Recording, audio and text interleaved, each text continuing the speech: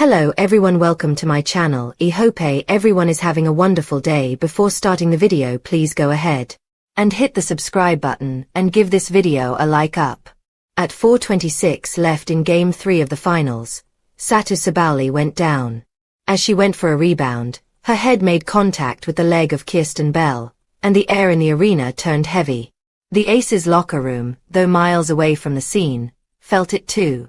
But amid the sympathy and concern, it was Aya Wilson's response that stood out, not just for her compassion but for her clarity. Speaking to reporters ahead of Game 4, she said, "I hate to see any player go down." Drawing from her own concussion experience earlier this season, she added, "The brain is an organ I'd never want to play around with." Well, Wilson had been a victim herself, too. During the 97-89 loss to the LA Sparks, she suffered a head injury with 1:17 remaining in the third quarter. Then, she was under concussion protocol for the next 48 hours. So when Satou went down, every bit of pain resurfaced, especially since it's the finals. But this time, her empathy came with a warning. "I know it's not easy, and particularly this time it's even harder, so definitely the heart is heavy for her. But it is for me as a leader. I have to make sure that our locker room isn't complacent because we know that feeling of next man up," she added. "Yes, everyone knows that complacency is a sword that dulls the edge of achievement, as William Arthur Ward once said. After all, that's exactly what happened in Game 3. When Sabally left the game with 4:26 left in the fourth quarter, it looked like the mercury finally snapped out of it. They fired on all cylinders, going on an 11-2 run. They cut a 17-point deficit to bring the game to the final possession. First, Copper closed the gap to 84-83 with 3:06 left by hitting a three-pointer. Then Bonner stepped up and tied the game at 86 with another three. She then hit two free throws and tied it again at 88. As the Aces standout witnessed it all firsthand, she stepped up.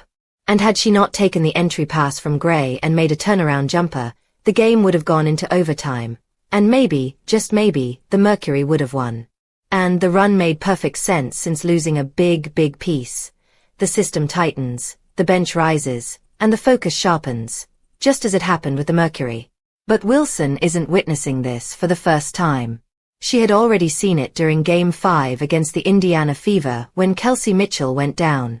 So, here's a simple mantra she got for her team: keep the main thing, the main thing. After all, up by 3, the Aces need just one more win to grab the championship title. Just one mistake in this key moment, and Phoenix could bounce back, as they've done before. They reversed Game 2 against the Lynx by erasing a 20-point deficit and grabbing a win.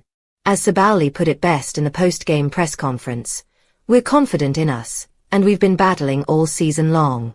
You can't give up a basketball game if you're down." And that marked the third largest comeback in WNBA playoff history. And that too against one of the league's best teams. So yes, precaution is better than a cure. But this isn't the first time Wilson has ensured her team keeps their heads up. Four-time MVP knows one win, no slip-ups. Even after playing the first two games on home court and grabbing wins, Wilson didn't let the victories divert her focus. After putting up a 28-point and 14-rebound double-double performance, she made sure to leave a mark on her team. "We gotta make sure that we can just stay solid in what we do in our system. And you're just playing on the human emotions as well. We can't get too high, can't get too low. And we just gotta play defense. We gotta buckle in and get ready to just weather storms. But we can't stop here, we can't be satisfied," she said, and it was spot on.